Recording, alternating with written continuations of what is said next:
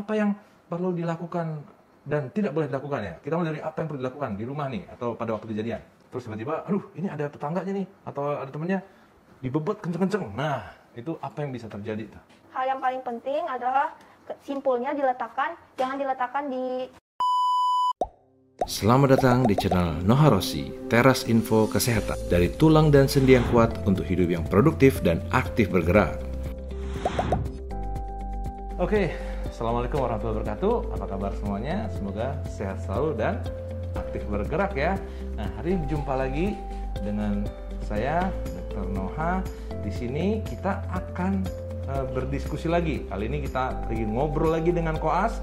Nah, kebetulan di sebelah saya ini ada koas dari UIN yang rajin banget gitu kan belajarnya. Nah, tentunya hari ini semacam kayak ujian lisan dadakan, tapi akhirnya jadi rekaman deh ya. Oke, sudah siap? Siap, Dok. Kayaknya ya siap-siap nggak siap katanya maksudnya ya.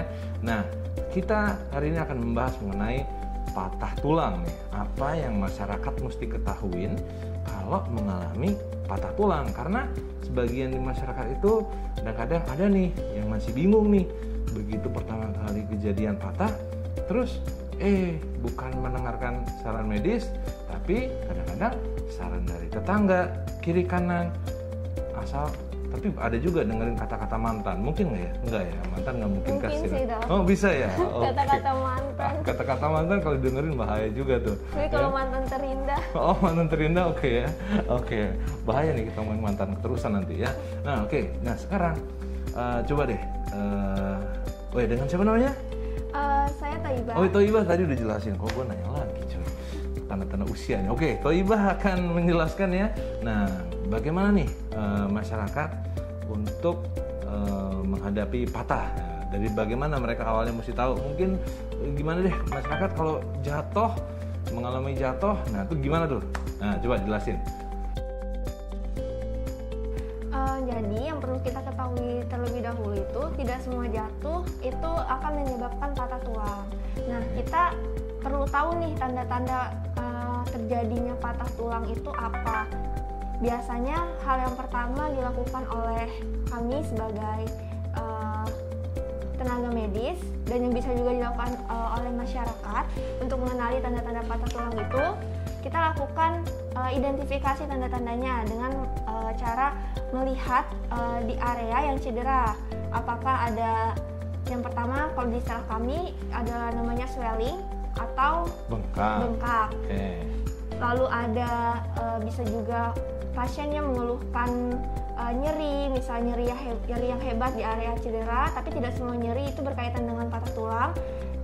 Selain itu, selain tanda-tanda pembengkakan di area yang cedera, kita juga bisa menemukan adanya, kalau misalnya di medis itu namanya deformitas, tapi kalau misalnya kita menyebutnya mungkin bisa dengan tulang yang tidak simetris antara kanan dan kirinya, lalu bengkok, serta juga bisa ditemukan kalau misalnya kita meraba di area yang cedera, merabanya jangan terlalu ditekan karena itu takutnya akan menyebabkan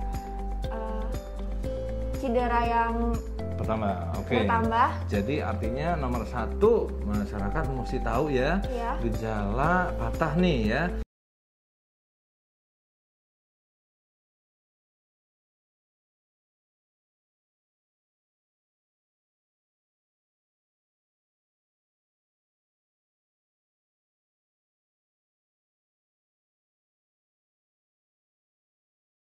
Misalnya ada bengkok ya, jadi tulangnya itu tidak simetris antara kanan dan kirinya. Betul, tulangnya nggak simetris. Nah, itu mesti curiga nih, wah ini kemungkinan sudah jelas nih ada perubahan bentuk tulang. Namun perlu diingat, tidak semua patah pun bengkok ya. Karena kalau patah itu ada tanda pasti dan tanda tidak pastinya. Tanda pastinya udah jelas bengkok, udah jelas tuh kemungkinan besar patahnya ya. Atau ada tanda nggak pasti juga seperti tadi bengkak, atau ada misalnya kemerahan ya dan nyeri gitu. Karena itu jangan lupa kalau seperti itu berobat ke medis ya untuk diperiksa lebih lanjut. Namun sebelum berobat ke medis nih, jadi apa yang perlu dilakukan dan tidak boleh dilakukan ya? Kita mulai dari apa yang perlu dilakukan di rumah nih atau pada waktu kejadian. Nah, Karena kita takut terjadinya perburukan dari tulang yang patah tadi, hal yang paling ditakutkan itu adalah adanya cedera pembuluh darah atau di sarafnya. Itu kan bisa mengganggu, menyebabkan hal yang lebih buruk lagi. Jadinya yang perlu kita lakukan untuk menangani kasus patah tulang itu adalah dengan tidak melakukan banyak gerakan atau istilahnya imobilisasi. Didiemin ya, iya. Dan jangan melakukan tindakan tambahan yang tambah cedera Iya, gitu ya. Jangan terlalu banyak melakukan tindakan yang bisa menambah cedera gitu. Nah, untuk imobilisasinya bisa dilakukan dengan yang namanya pembidaian. Bidai gitu ya. Jadi fungsinya bidai ini juga selain untuk membatasi pergerakannya agar tidak terjadi cedera yang lebih lagi, juga bisa membantu mengurangi rasa nyeri dari fragmen tulang yang patah tadi. Jadi bagian patahnya didiemin ya. Iya. Pintar. Jadi pokoknya kalau ada yang patah gitu kan, nah dipasang dulu sesuatu apapun ya. Bisa dari apa aja sih bidainya itu yang untuk mendiamkan itu? Nah, kalau hal yang paling mudah untuk ditemukan itu mungkin bisa dengan menggunakan kardus. Hal paling sederhana adalah kardus, tapi kardusnya usahakan untuk mungkin di double agar lebih tidak terlalu tidak goyang-goyang, tidak goyang-goyang, gitu tidak ya. letoy. Ya, harus jadi biar lebih kuat. Oke, jadi kardus ya, ketemu kardus, Iya. ketemu kayu, ketemu apa lagi ya? Ya pokoknya yang keras-keras lah, papan ya, pintu ya, cuman pintu susah ya. Pokoknya yang papan yang bisa dilepas, dipasang, misalnya di tangan gitu, supaya nggak gerak. Nanti mungkin akan kita peragakan ya, tapi untuk sementara yang penting pokoknya mesti didiemin. Tapi selain kardus nih, begitu kita pasang, emang boleh tuh dikenceng-kenceng tarik gitu, atau gimana tuh? Tetap tidak boleh, karena fungsi dari bidainya tadi kan untuk membatasi gerakan, jadi tetap tidak boleh untuk ditarik dengan kencang atau lebih banyak bergerak lagi gitu. Ya, jadi tetap harus hati-hati. Harus nggak boleh, jadi nggak boleh kekencengan juga, karena berbahaya juga nih. Misalnya kekencengan malah nanti aliran darahnya nggak lancar, jadi dia malah tangannya mengalami komplikasi. Misalnya mati ya tangannya, atau apa yang sering terjadi kalau misalnya tangannya dibuat terlalu kencang itu pertama-tamanya apa yang terjadi?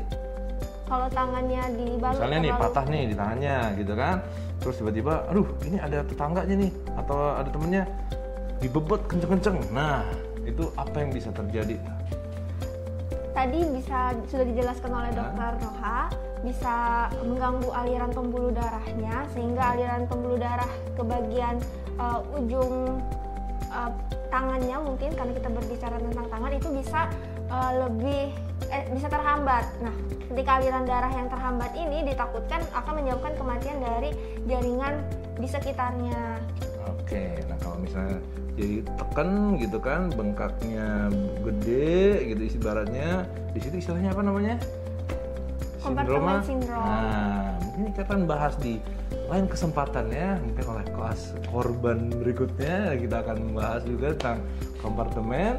Nah, cuman sekarang kita juga akan bahas. Nah, tadi kan sudah dikasih tahu nih gejalanya, terus apa yang harus dilakukan. Nah, ayo apa sih yang sebaiknya tidak dilakukan oleh masyarakat di rumah nih kalau udah ketemu patah?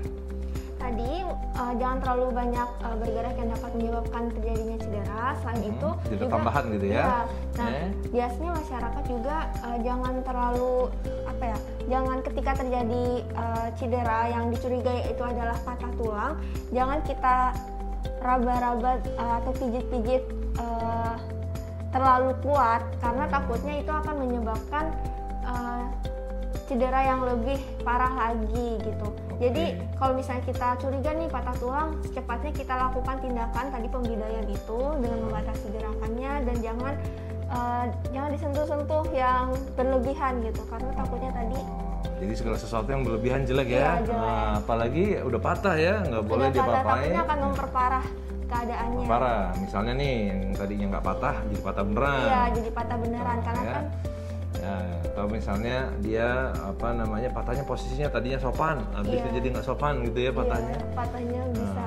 Emang ada ya klasifikasi patah sopan nggak sopan ya? ada ya. Ya udah, intinya begitu. Jadi tidak boleh ada manipulasi tambahan yang justru bakal ngakibatin si patahnya malah menjadi lebih berat.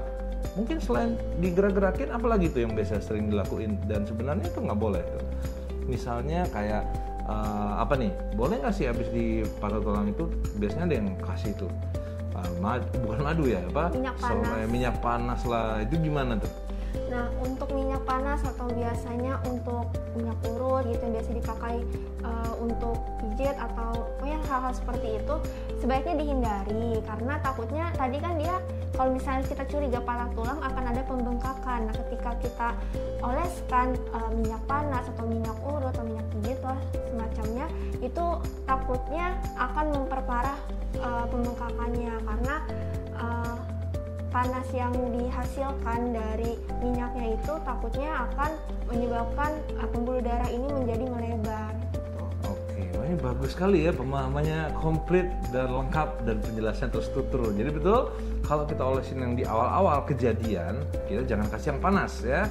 Ya seperti kalau orang lagi berantem gitu ya, nggak boleh dikasih dipanas-panasin, tambah heboh ya. Harus dikasih yang dingin ya, adem-adem supaya justru dia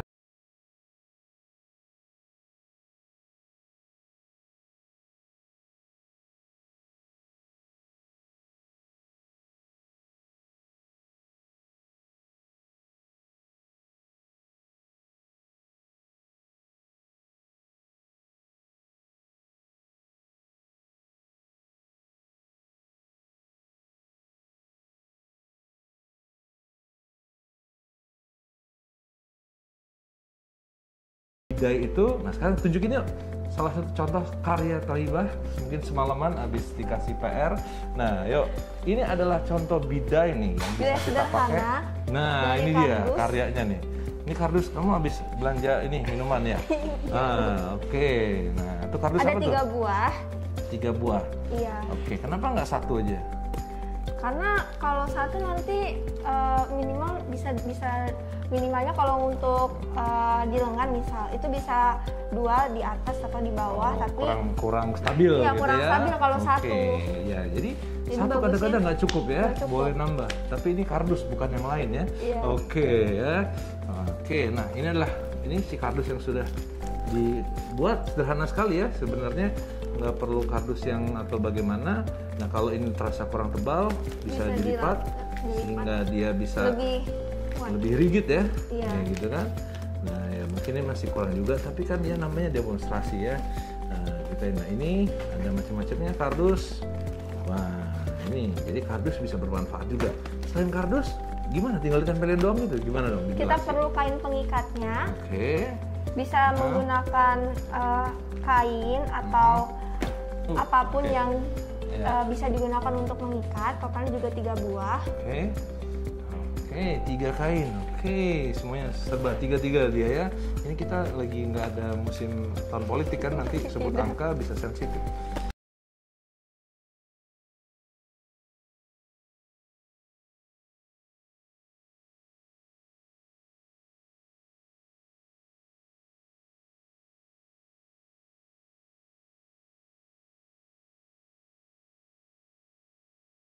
Nah, cara memasang bidai pada ini nih pasiennya. Oke, yuk Thaib silakan dijelaskan. Baik, jadi di sini ceritanya area yang mengalami cedera di sini adalah tungkai bawah kanan dari sisi tubuh korbannya. Oke. Nah, karena semestinya ketika terjadi cedera, pasien yang menggunakan atau korban yang menggunakan celana panjang itu diangkat ya, dilipat dulu ke atas biar tidak menghalangi cedera lukanya. Lalu kita selipkan kain. Berarti sendal dan sepatunya juga dilepas ya? Iya, sendal, sepatu juga dilepas. Aksesoris pastikan juga korbannya tidak menggunakan aksesoris seperti itu di sekitar area yang cederanya tadi. Lalu kita selipkan kain pengikat tadi pertama di bagian paling ujung dari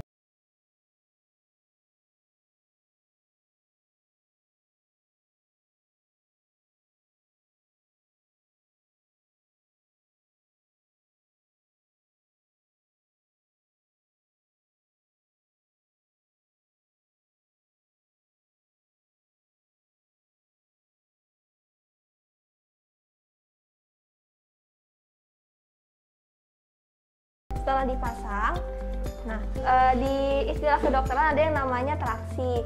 Nah mungkin bisa diangkat pelan-pelan sedikit, seperti ini, ditekan, melakukan penekanan sedikit untuk mempermudah juga agar bidai yang paling bawah ini bisa kita selipkan. Lalu diharapkan juga ini bisa memperbaiki sedikit patahan tulang yang patah tadi. Jadi boleh ditarik sedikit ya? Iya, ditarik sedikit. Tapi kalau nggak berani, oke lah, langsung Iya, aja nggak apa-apa, pasang ya. langsung pasang aja. Oke, yes. Lalu selipkan Sambil diangkat. sambil diangkat. Boleh dibantu mungkin dengan 2 orang. Oke, saya bantu. Oke, baik. Oke, ya, oke. Baik, ya. Nah, bidai sendiri itu kalau kita harus melewati 2 sendi. Ya.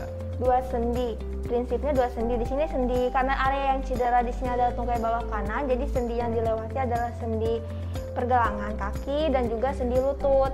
Oke, berarti ini bidainya sepanjang ini ya? Iya, bidainya Oke, sepanjang ini gitu meliputi ya. 2 sendi. Oke. Nah, supaya apa sih? Supaya fungsi dari bidainya ini bisa lebih maksimal. Tadi kan fungsi bidainya agar untuk lebih stabil kan. Oke. Jadi 2 Jadi sendi. karena patahnya di sini, ibaratkan secara mekanik maka dia dibutuhkan stabil atas sama bawahnya Stabil ya. atas dan bawah. Ya, oke. Jadi kalau cuman bidainya segini, patahnya di sini nggak cukup Nggak ya? cukup. Bidainya harus sepanjang 2 sendi. Oke. Kayak Setelah kita bikin itu, rumah. Nah, iya. stabil kan? Setelah itu Nih. lanjutkan dengan bidai di sisi kanan dan kiri dari area yang cedera. Oke. Sip. Kan? Misalnya ini kardusnya agak kuat ya. Iya, misal Nah, ini kardusnya contoh agak aja kuat, nih ya. contohnya. Contoh aja nih kardus ngeplek. Nah. Oke. Nah, lalu setelah itu lakukan pengikatan di yang pertama paling ujung dari sisi yang cedera tadi. Oke. Ikat. Hal yang paling penting adalah simpulnya jangan diletakkan di area yang cedera. Jadi diletakkan di samping.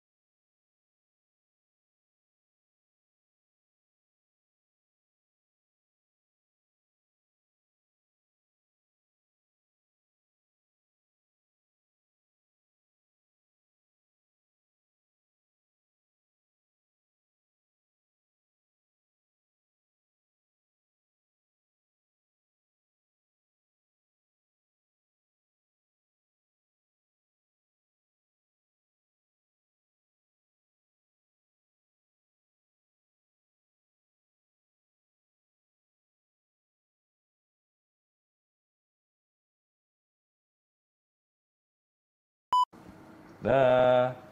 Oke, ya keringatannya sudah selesai. Dah, sukses, lulus. Dah. Iya, kan nggak semua tipe fraktur harus dioperasi. Nah, ini dia. Tergantung tipenya. Oke. Nah, selesai sudah. Pasiennya langsung buka lagi. Oh, lihat lagi. Selesai. Kayaknya hari ini cukup dulu ya. Kalian sudah cukup berusaha keras hari ini dan dengan spontanitas rupanya kita semua bisa. Oke? Bisa 3 kali. Bisa. Oke. Coba berapa cut? Sehat selalu. Dadah. Dadah dong. Makasih ya.